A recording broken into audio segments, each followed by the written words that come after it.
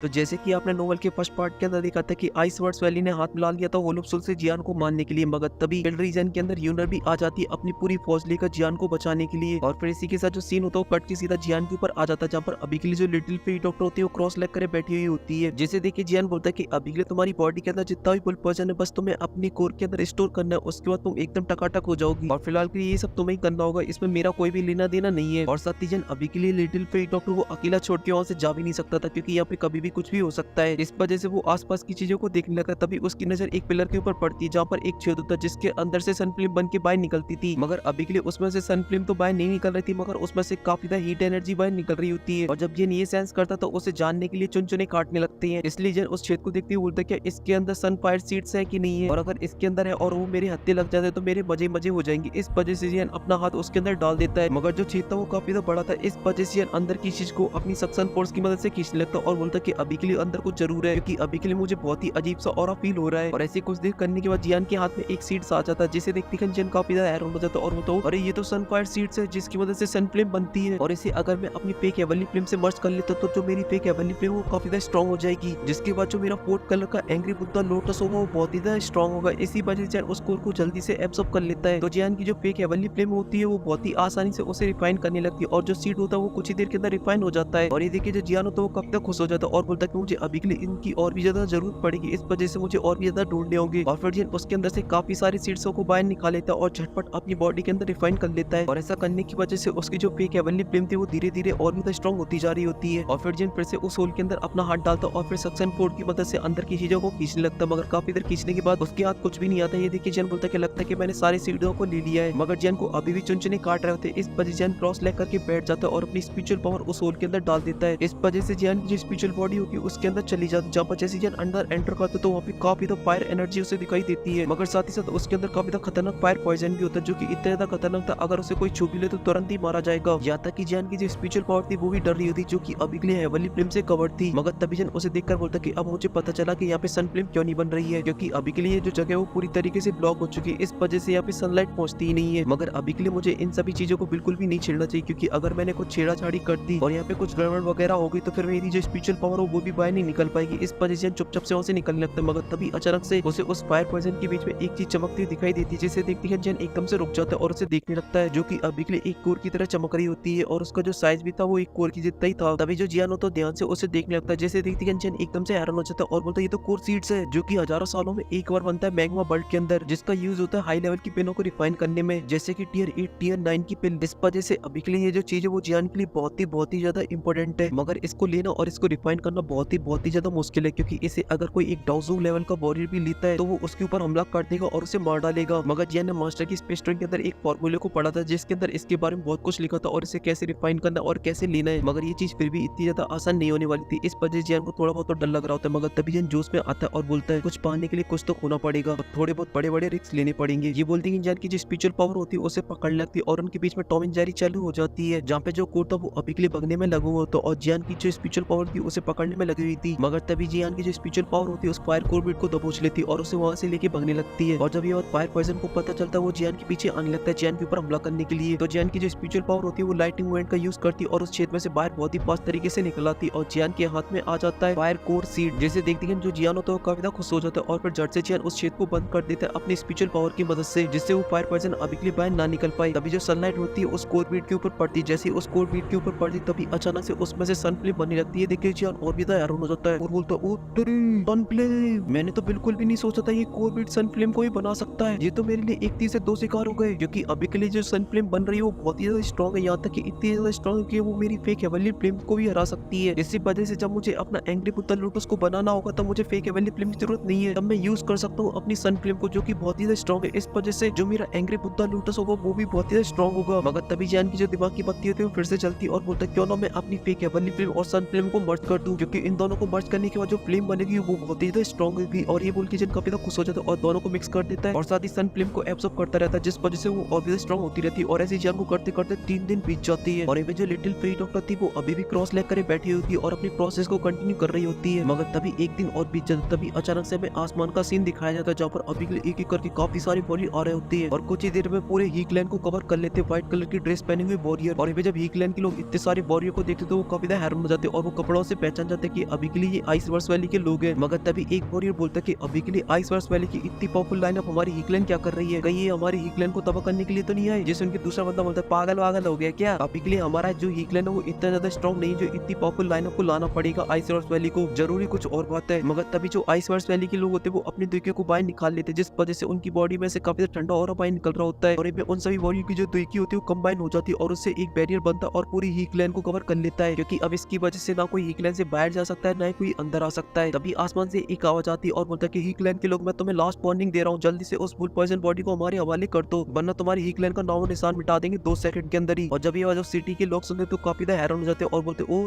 तेरी, ये हीकलैंड तो कुछ ज्यादा हवा में उड़ रहा है जिसने अभी के लिए अपने पास फुल पॉइजन बॉडी को छुपा रखा है, जिसके लिए अभी के लिए आइसवर्स वैली को इतनी पावरफुल लाइनअप को लाना पड़ा। तभी जो हीकलैंड का ग्रेट एल्डर होता है वो अपने सभी एल्डरों के साथ आसमान में आ जाता है और बोलता है मैं हीकलैंड का ग्रेट एल्डर, मैं आप सभी को ग्रीट करता हूँ। जेसन जो ट्यान्सी होता है वहाँ पे आ जाता है और बोलता है कि अभी के लिए मुझे तुम्हारी ग्रेट की कोई जरूरत नहीं है और नहीं मैं ये चाहता हूँ कि अभी के लिए हीकलैंड के मासूम लोग मारे जाए, इस वजह से जल्दी से चुपचाप से उस पॉइजन लड़की को मेरे हवाले कर दो। ये बोल के जो ट्यान्सी होता है पीछे मुड़ के देखता जहाँ पर अभी के लिए एक और बुड्ढा खड़ा हुआ होता है, जिसे देखकर ट्यान्सी को भी डर लग रहा होता है। जिससे उनके जो हीकलैंड के एल्डर होते हैं वो आपस में बातें करने लगते हैं और बोलते खतरनाक बुड्ढा ट्यान्सी आखिर यहाँ पे क्या कर रहा है। तभी जो दूसरा एल्डर होता है उससे बोलता है तू उस बुड्ढे को छोड़, उसके पीछे देख उसका बाप खड़ा है, क्योंकि वो आइसवर्स वैली का सेकंड एल्डर जिसका नाम है त्यान शुआन जुनजी, जो कि डाउजूंग पे 10 साल पहले ही पहुंच चुका था। जिससे उनके जो हीकलैंड के लोग होते हैं वो काफी ज्यादा डर जाते हैं, क्योंकि अभी के लिए उनके सामने खड़ी थी उन लोगों की मौत, अगर उन लोगों की थोड़ी सी भी सटकी तो लेने के देने पड़ जाएंगे उन सभी लोगों की। यहाँ तक कि जो हीकलैंड का ग्रेट एल्डर था उसकी भी डर के मारे पतलून गीली हो रही होती है और वो बोलता है कि आखिर सीनियर आप लोग यहाँ पर क्यों आए हो, आखिर हमारे हीकलैंड के पास कहाँ से पॉइजन कर ला जाएगी। मगर तभी अचानक से वो थोड़ी से फ्लैशबैक में जाते जहाँ पर उन्हें याद आता कि जियान के साथ एक लड़की भी थी, कहीं वो फुल पॉइजन वाली लड़की तो नहीं है और ये जो आइसवर्स वैली वो अभी के लिए जियान को पकड़ने के लिए तो नहीं आई है यहाँ पर। ये सुन के बेचारे ग्रेट एल्डर के पसीने छूटने लगते और बोलते ओ तेरी लग गई लंका, मैंने तो अपनी मौत को खुद ही पनाह दे रखी है। और हीकलैंड का ग्रेट एल्डर कुछ बोलता उससे पहले एक पीछे से आवाज आती है और बोलता कि तुम लोग को अभी के लिए डरने की कोई जरूरत नहीं है, ये आइसवर्स वैली के नमूने तुम लोगों को कुछ भी नहीं बिगाड़ सकते जब तक हम लोग यहाँ पर है, और अगर इन्हें ऐसा वैसा करने की कुछ भी हिम्मत की तो मैं इन लोगों की मार मार के सुसु निकाल दूंगा। और ये बंदा कोई और नहीं, ये थे हमारे सेक्सी से टियानवो जुनजे। पता नहीं जब से टियानवो जुनजे यूनसेन की बॉडी को कैप्चर किया तब से वो तो अलग ही स्वैग मार रहे हैं, लगता है उनके अंदर सियाओ की आत्मा घुस चुकी है जिस वजह से हर बात में स्वैग मारना है उन्हें। जिससे उनके जो हीकलैंड का ग्रेट एल्डर था वो थोड़ा सा शांत हो जाता है और फिर जो टियानवो जुनजे होते हैं वो मस्त स्वैग मारती हुई आकर उन लोगों के सामने आके खड़े हो जाते हैं और ट्यान्सी को देखते हैं। मगर तभी उनकी नजर पड़ती है ट्यान्सी के पीछे खड़ी हुई एक बुड्ढे के ऊपर, जिसे देखकर बोलते ओ इसलिए उड़ रहे हो क्योंकि इस बार तुम अपने साथ एक डाउजोंग को लाए हो। मगर तभी अचानक से एक पीछे से आवाज आती है और बोलते आखिर इन लोगों को हमारी लोकेशन के बारे में कैसे पता चल गया। ये आवाज सुनते जो टियानवो जुनजे तो पीछे मुड़ के देखते जहाँ पर अभी के लिए खड़ा था जियान। ये देखे जो टियानवो जुनजे होते वो खुश हो जाते और जियान से पूछते कि अभी के लिए लिटिल पीट और फुल पॉइजन बॉडी का जो मैटर वो खत्म हो गया और वो क्या अब फाइट कर सकती है। ये सुन के जियान बोलता कि अभी के लिए इसके बारे में मैं कुछ भी नहीं बोल सकता क्योंकि उससे थोड़ा सा टाइम और लगेगा। ये सुन के जो टियानवो जुनजे होते वो बोलते कि अभी के लिए तो बहुत ही बुरी बात है हमारे लिए, क्योंकि अभी के लिए जो हमारे सामने लाइन अप खड़ी हुई है वो बहुत ही ज्यादा स्ट्रॉन्ग है, क्योंकि इस बार जो ट्यान्सी वो अपने साथ एक वॉरियर को लेके आया जो कि डाउजोंग की पावर को रखता है। इस वजह से जब मैं उससे फाइट करूंगा मैं तुम्हारी मदद नहीं कर पाऊंगा और तुम भी जब ट्यान्सी से फाइट करोगे तो तुम्हें काफी ज्यादा मुश्किल होने वाली है, क्योंकि जो ट्यान्सी वो डाउजोंग की पीक पर है और तुम अभी के लिए सिर्फ डाउजोंग के 2 स्टार के वॉरियर हो और साथ ही यहाँ पे छोटे मोटे और भी वॉरियर जो कि डाउजोंग की पावर को रखते हैं। इस वजह से ये लाइन बहुत ही ज्यादा खतरनाक है हम लोगों के लिए। जिससे उनके जियान होता है वो कहते हैं हाँ मुझे अभी के लिए पता ही है जो लाइन वो बहुत ही ज्यादा खतरनाक है, मगर अभी के लिए हम लोगों को इन लोगों का सामना करना पड़ेगा। और फिर हीकलैंड की ग्रेट एल्डर की तरफ देखता है और बोलता है कि अभी के लिए आपको टेंशन लेने की बिल्कुल भी जरूरत नहीं है, आप जाकर रेस्ट करें, क्योंकि ये जो मैटर वो मेरा और आइसवर्स वैली का है, इस वजह से आपको इसमें पढ़ने की कोई जरूरत नहीं है और मैं इसे बहुत ही आसानी से सॉल्व कर लूंगा। और फिर जियान टियानवो जुनजे से बोलता है कि आप अभी के लिए इन लोगों को संभाल सकते हो। ये सुन के टियानवो जुनजे बोलते हैं बिल्कुल, क्योंकि जब मेरे पास पहले मेरी बॉडी हुआ करती तब मैंने एक डाउजोंग के पीक के वॉरियर के साथ फाइट की थी, इस वजह से ये लोग मेरे सामने क्या ही चीज है। ये सुन के जो टियानवो जुनजे होते हैं वो खुश हो जाते हैं और साथ ही जो जियान होता है वो भी खुश हो जाता है और वो दोनों ही आ जाते हैं एकदम फुल कॉन्फिडेंस के अंदर। और साथ ही अभी के लिए इतनी पावरफुल लाइनअप को देखकर उन दोनों को बिल्कुल भी डर नहीं लग रहा था, इसलिए जब मस्त फाइट मारते हुए ट्यान्सी से बोलता है बुड्ढे क्या पिछली बार की मार भूल गया जो फिर से आगे पिटने के लिए यहाँ पर, मगर मैं तुझे फिर से बता दूं आज फिर मेरे हाथों से पिटेगा वो भी बुरी तरीके से। ये सुन के जो ट्यान्सी होता है वो काफी ज्यादा गुस्से में आ जाता है और बोलता बच्चे तेरा बहुत मुंह चलता है, अगर तू गलती से मेरे हत्थे चढ़ गया तो मार मार के भूत बना दूंगा मैं। ये सुन के टियानवो जुनजे बोलते बुड्ढे पिछली बार की मार भूल गया क्या, एक अटैक भी नहीं झेल पाया था मेरा और वहाँ से दूर लड़ा के भागना पड़ा था तुझे, इस वजह से थोड़ा औकात में रह के बात कर अभी के लिए मेरे छोटे दोस्त से। ये सुन ट्यान्सी थोड़ा सा डर जाता है, मगर तभी ट्यान्सी के पीछे से एक बुड्ढा आगे आता है और बुड्ढा कोई और नहीं था, वो था आइसवर्स वैली का फर्स्ट एल्डर और वो टियानवो जुनजे से बोलता है तुम दोस्त वही हो ना जिसने ट्यान्सी को कुछ दिनों पहले पीटा था, क्या मैं तुम्हारा नाम जान सकता हूँ। ये सुन के टियानवो जुनजे एकदम फुल स्वैग मारते हुए बोलते कि मेरा नाम ट्यान हुआ है। ये सुन के जो आइसवर्स वैली का फर्स्ट एल्डर होता है वो बहुत ही प्यार से टियानवो जुनजे से बात करने लगता है और बोलता है कि सीनियर मैं आपसे एक रिक्वेस्ट करना चाहूंगा, ये जो मैटर वो आइसवर्स वैली उस पॉइजन लड़की के बीच का, इस वजह से मैं आपसे रिक्वेस्ट करता हूँ कि आप पीछे हट जाइए। ये सुन के टियानवो जुनजे बोलते अरे कद्दू हटे मेरा पीछे, मैं तो तुझे मार मार के भूत बना दूंगा। ये सुन के जो आइसवर्स वैली का फर्स्ट एल्डर होता है अच्छा ऐसी बात है तो फिर ठीक ठीक है आजा हो जान दे दो हाथ, ये बोलते वो दोनों एक दूसरे के सामने आके खड़े हो जाते हैं। मगर तभी जो मैटर होता है वो और ज्यादा सीरियस हो जाता है, क्योंकि अचानक से वहाँ पे काफी तो ब्लैक फॉग आने लगता है और इसी के साथ ये जो पार्ट होता है वो खत्म हो जाता है, क्योंकि इसके आगे बस थोड़ा सा बचा जिसे हम लोग ऑफिशियल एपिसोड के अंदर देखेंगे, क्योंकि यहाँ पे आने वाला एक खतरनाक बंदा। मगर फिलहाल के लिए इस वीडियो में सिर्फ इतना ही। अगर आपको वीडियो पसंद है तो प्लीज वीडियो को लाइक करें, साथ ही चैनल को भी सब्सक्राइब कर दे। मैं मिलता हूँ आपसे नेक्स्ट वीडियो में, तब तक के लिए बाय।